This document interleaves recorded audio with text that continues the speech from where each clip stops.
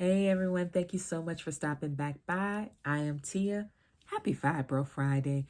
We made it through another week, and fortunately, I am breathing well again after having a huge allergy attack over the past week. I have certainly missed breathing through my nose, and it is really nice to have that ability restored to me. So, yay for that. And I hope that your weeks have been going fantastic.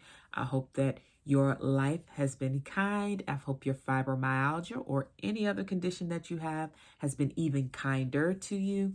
And I hope that your weekend will be just as you desire it to be. So, that being said, we're doing Fibro Friday. But before I talk about the Fibro Friday stuff, you're looking at me saying, "Oh, girl, no makeup." Okay, so I do have on a little bit. I have on some concealer.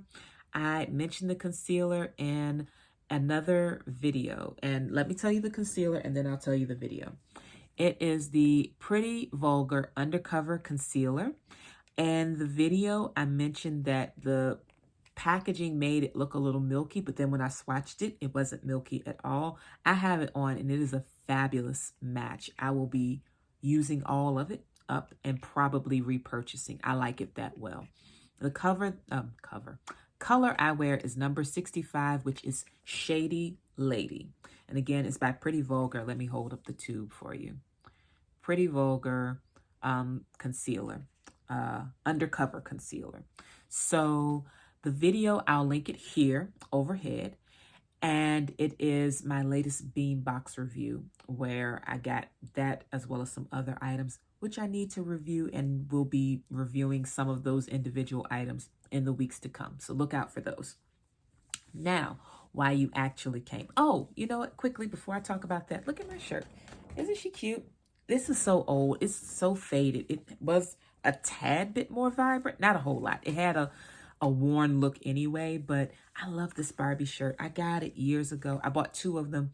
I can't find the second one, which is why I'm really glad I bought two. I'm sure it's packed up somewhere in my clothes that I brought over when I moved into my house. So it's my favorite t-shirt to wear around the house, and it is night clothing basically for me, unless I want to just do stuff around the house with it, then I wear it then.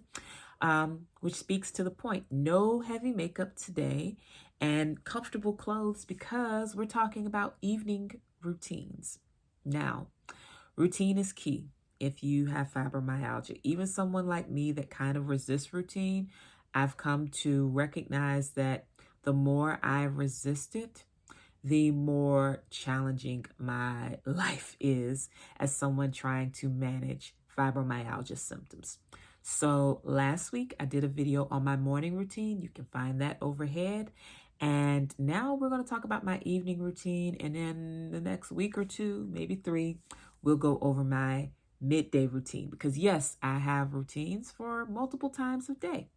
So the first thing for my evening routine, water drinking, just like the morning routine. I drink a ton of water in the evening to catch up on anything in the day that I missed. I drink at least 32 ounces in the evening. I don't just gulp it all down. I do pace it a little bit over an hour or two.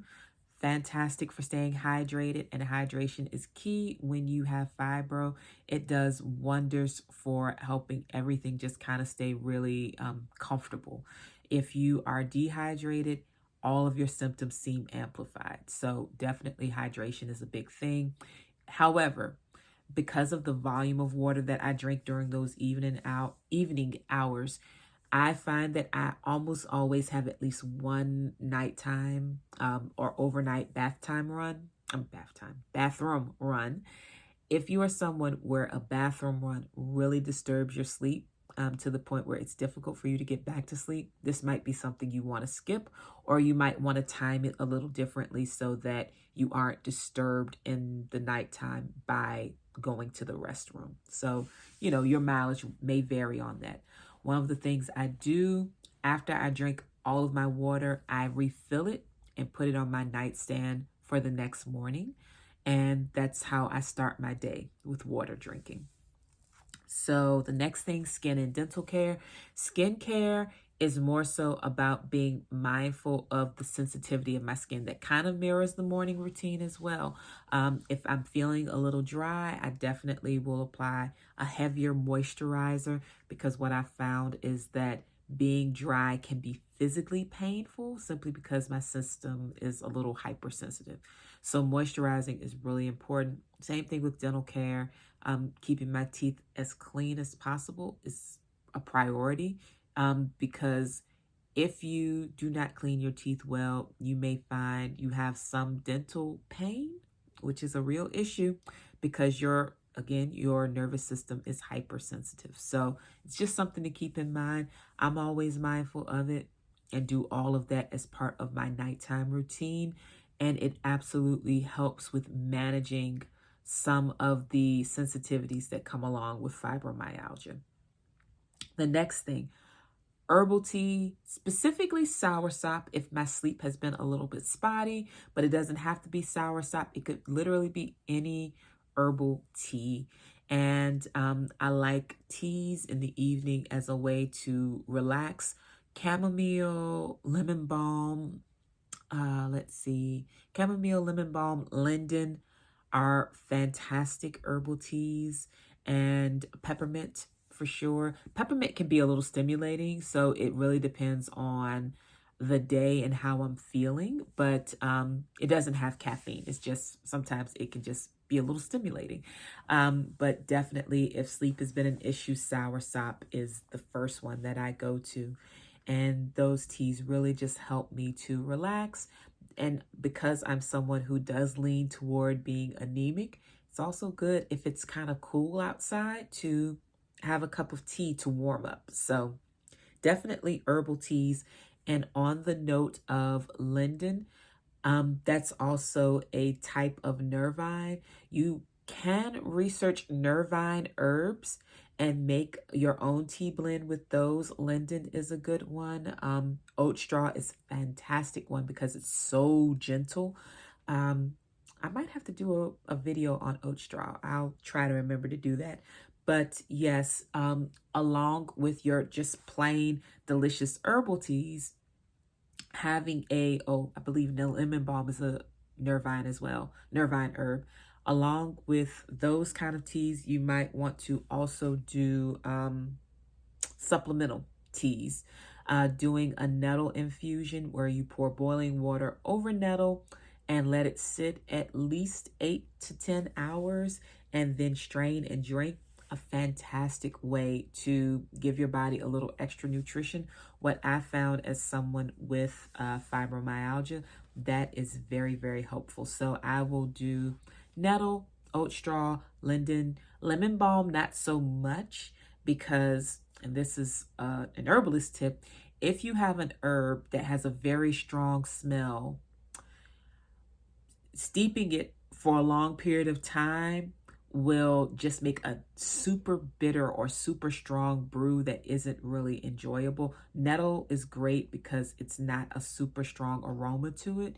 So by the time you steep it overnight, it doesn't get overwhelmingly strong. The issue is the number of, I guess, like, I forget the word. I think it's like volatile oils or the oils in it that you could make basically essential oil with.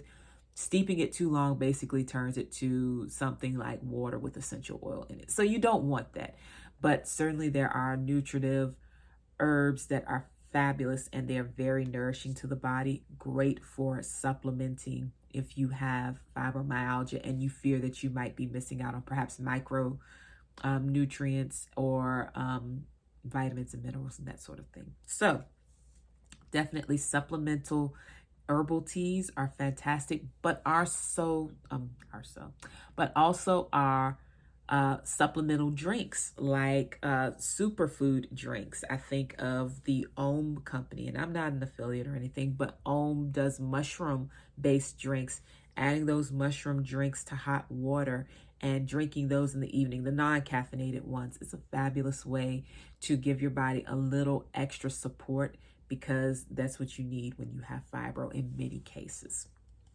The last part of my routine is clothing and food prep.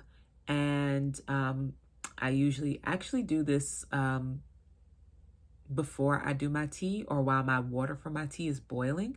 I will do a little bit of food prep where I might blend up a batch of smoothies so that I can have a smoothie in the morning if that's what I feel like, or laying out my drinks, like if I do a drink mix in the morning, laying that out so that I can grab it easily in the morning, or filling up the teapot so that in the morning I don't have to refill it. I can just turn the stove on and go. And let's see, other than food prep, clothing prep, making sure that I have my outfit laid out for the next day so that in the morning, when my brain is still slowly waking up, I don't have some of that decision fatigue going on first thing. And that really helps with my mental state as well as my nerve function. I'm not feeling overwhelmed first thing. So those are things that I do.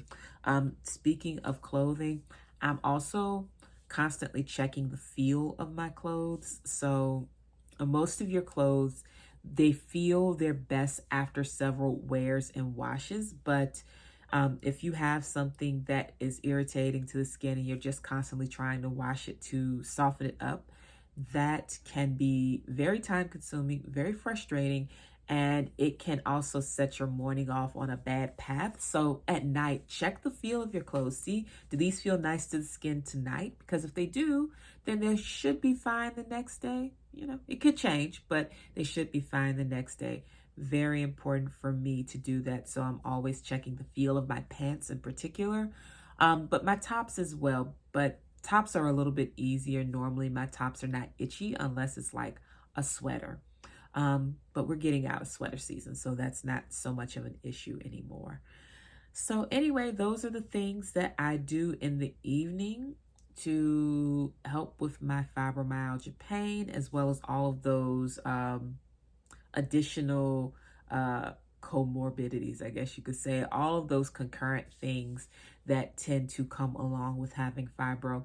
One of the things that I want to try to do is to add, it's in the line of supplements, those really nice tinctures. Start drinking those at night. I used to do one for nerve pain and it was good. I was taking prescription medication at the time, so I don't know how well it worked on its own, but that might be worth trying again. So that'll be my thing to try in the upcoming weeks. I'll do Sensodyne as my morning and evening thing to try, as well as those tinctured drops to see if that improves my pain levels and how I'm feeling. So that's it.